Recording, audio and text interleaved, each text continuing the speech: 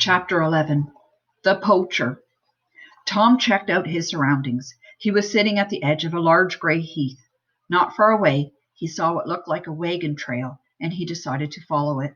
He thought it would probably lead him to a house or a farm. The trail went straight for a while, then it curved right towards a forest. Tom walked as fast as he could. He had gained his strength back, and walking in the sun made him feel good. He had to be very careful where he put his bare feet, however. Scout seemed to have suffered no ill effects from the long swim at all. He trotted ahead of Tom, wagging his tail. Now and then he left the wagon tracks to flush a bird out of the tall clumps of heath grass. Once he went bounding after a wild rabbit, but soon returned to his master to accompany him. Finally, they reached the forest. The peat ground yielded to the sandy ground. The trail was easy to follow through the trees. Tom still saw no people or houses, however. The trail was wide, but he couldn't see down it very far because it twisted and turned. Thick underbrush grew between the trees, so he couldn't see much to the sides either. Scout had quieted down and was walking with his nose to the ground. Suddenly, he turned right, squeezing between the bushes beside the trail. "Come back, Scout!" called Tom, who wanted the dog to stay close to him in these gloomy woods. In reply, he heard a sharp bark from Scout. Curious, Tom pushed his way through the bushes where he had seen Scout disappear. The next moment, he was standing on a narrow trail overhung by trees and bushes so that it looked like a covered passage, mottled by faint greenish light. Ahead, he caught a glimpse of Scout disappearing around a bend. It didn't enter Tom's mind to turn back. With rising suspense, he followed the dog. Scout was far ahead of him already. If he kept moving so fast, Tom would never catch up to him. Suddenly, Tom heard the German shepherd barking excitedly. He tried to move even faster along the narrow path, but it wasn't easy. Unprotected as he was, he had to avoid the branches that slashed at him from both sides. The bend was just ahead. When he rounded it, he saw that the path went on much farther. Some distance down the path, Scout was barking at something lying on the ground. When Tom reached the spot, he saw that it was a wild rabbit. The animal lay motionless, but it still felt warm. Around its neck was a piece of thin copper wire, a snare. It had strangled itself in its attempt to escape. The sight stirred Tom's sympathy and anger. He loosened the wire from his neck and laid the rabbit down on the ground in the hope that it would revive. He waited a while. Scout looked on too, prodding the lifeless body with his paw. But the poor animal was dead. Tom thought a moment. The snare had probably been set by a poacher. Should he put the rabbit back? After hesitating a moment, he picked the dead rabbit up by the ears and took it along, not really sure what he was going to do with it. Scout didn't run ahead as he had before, but stayed close to his master. Just as they approached another bend, the dog suddenly stopped, held his head high, and sniffed the air. "What's the matter, Scout?" asked Tom. In reply, Scout growled softly. The next moment, a man rounded the bend ahead of them. He was tall and brawny with unkempt hair. He stooped forward to avoid the low-hanging branches. He was wearing sneakers and moved through the forest almost soundlessly. Over his shoulder dangled 2 dead rabbits.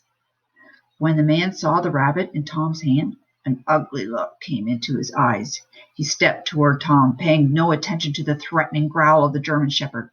"Who are you, and what are you doing with that?" he demanded, pointing at the dead rabbit in Tom's hand. I found it on the path," stammered Tom, feeling uneasy. "Give me that," snapped the man, snatching it out of Tom's hand. "And clear out of here. This ain't no playground." Tom paled. He became angry too, and was about to give an angry retort when he remembered his friends. They were counting on his help. He closed his mouth, turned, and walked away, followed by Scout. He had gone about 10 meters when the man called him back. "Hey, wait a minute. I didn't mean to sound like a bear. Were you looking for something?" Tom stopped and looked back in surprise. The poacher's voice sounded much friendlier, but he still didn't trust the man. The change was too sudden. "Do any people live around here?" Tom asked guardedly. The man didn't answer right away. Then, as he slowly approached Tom, he said, "No, there ain't. And the next village is a long way off. How'd you get here, and what's your problem?" "We came here with a sailboat and got stuck on an island in the middle of the lake," answered Tom, letting down his guard a little. "I swam to shore to get help or to free our boat." A look of amazement appeared on the man's face. "You mean you guys came sailing here through that little canal? Nobody uses it anymore. I didn't think you could get through. What do you want on this deserted old lake anyway? There's nothing to do around here." "We're trying to catch up to a bunch of guys with a horse and trailer," explained Tom. No sooner were the words out of his mouth than he was sorry he had said them. The poacher looked very startled for a moment, and then a crafty look came into his eyes. He forced his lips into a smile and then said very sweetly, "Well, well, that's interesting. Are they friends of yours?" Silently, Tom shook his head. "How many of you are on the boat? Is there a cop with you? That dog looks like a police dog to me." "There are 2 other boys, and the dog is mine." Again the man paused, thinking. Then he said, "I ain't seen any trailers around here. If one did stop, I'd know about it. And you're trespassing. I got a permit to be here, but these woods are off limits to everybody else. So if I was you, I'd get out of here as fast as I could." The man spoke in a stern voice, but Tom sensed there was something wrong. He hadn't seen any "no trespassing" signs, and he didn't believe the man's words about a hunting permit either. He was sure the man was a poacher, but he was careful not to say what was on his mind. Grunting, "Thanks for the information," Tom turned and headed back down the trail. This time the man didn't call him again. At the bend in the trail, Tom looked back. The stranger was still watching him with a dark scowl. A few minutes later, Tom and Scout were back at the wagon trail. Tom was relieved to be out of the woods. "That sure was a weird character, eh, boy?" he said to his 4-footed companion. Scout, who had been extremely on edge as long as they were near the poacher, also seemed in a better mood. His tail started wagging again when Tom talked to him. Once more they followed the wagon tracks. The trail meandered on and on. Tom was beginning to feel uneasy. Had the poacher been telling the truth when he said no one lived around here? What if he had to walk all the way to the village? Wouldn't people look at him strangely if he came marching into town wearing nothing but swimming trunks? All at once, a searing pain shot through his foot. Uttering a sharp cry, he hopped to the side of the trail, where he sat down. He had stepped on a long, sharp thorn, and it had penetrated deep into his foot. Luckily, the thorn hadn't broken off, so he could pull it out quite easily. The wound bled slightly, but only for a little while. He remained sitting for a while, thinking. Should he keep following this endless trail? Or should he turn back to the lake and look for another road? He told himself that the tracks had to lead somewhere. Since he had come this far, he might as well keep going. He was just about to get up when he heard a horse whinnying somewhere behind him. It came from the woods, but when he looked up in the direction of the sound, he saw nothing but a wall of thick, tangled bushes. However, the horse probably had an owner. Perhaps there was a farm on the other side of these woods. The noise had sounded quite close. Again, Tom decided to leave the trail and force his way through the underbrush. Fighting his way through the tangle of bushes and branches was difficult, and he was soon covered with welts and scratches. He saw nothing of a farm and nothing that even resembled a path. No matter which way he went, he had to push his way through stubborn underbrush. But he didn't give up. He didn't want to turn back with nothing to show for his troubles. After slogging through the forest for a while, however, he began to wonder whether he was still heading in the right direction. He was hemmed in by dense brush, without anything to orient himself by. He stopped to listen, but heard nothing but the chatter of birds. All he could do was keep going. Perhaps he was still headed in the right direction. Ahead of him, the woods thinned out and offered less resistance. He was just beginning to walk a little faster when he heard a low, threatening growl from Scout, who was walking behind him. The dog had stopped. Apparently, he had caught the scent of something he didn't like. Abruptly, Scout darted to the right, crawled underneath some bushes, and disappeared between the branches. Tom hesitated. The bushes were exceptionally dense where Scout had disappeared, but he knew that Scout must have smelled something unusual, so he was determined to follow him. Almost crawling, he fought his way through the undergrowth, looking for Scout and trying to ignore the branches poking and scratching his naked body. Suddenly ahead of him, he again heard the whinny of a horse, immediately followed by a voice shouting a command. Shocked, Tom stopped. He hadn't understood what the voice had said, but he recognized it. It was the voice of Jimmy, the leader of the Happy Wanderers. Now he could hear other voices, though not clearly enough to understand them. Then Tom got another shock. He heard a deep voice, which he immediately recognized as the poacher's. So his suspicions about the man had been right. Tom's head spun with his sudden discoveries. He realized that he had to be very careful, but that he also had a perfect opportunity to find out more about the game. As quietly as possible, he stalked forward through the dense bushes. Whenever a branch cracked, he froze, afraid he had been heard. He whispered to Scout to stay close. Finally, he could see a clearing between the branches. It was a deep indentation in the edge of the forest. Beyond it lay open fields.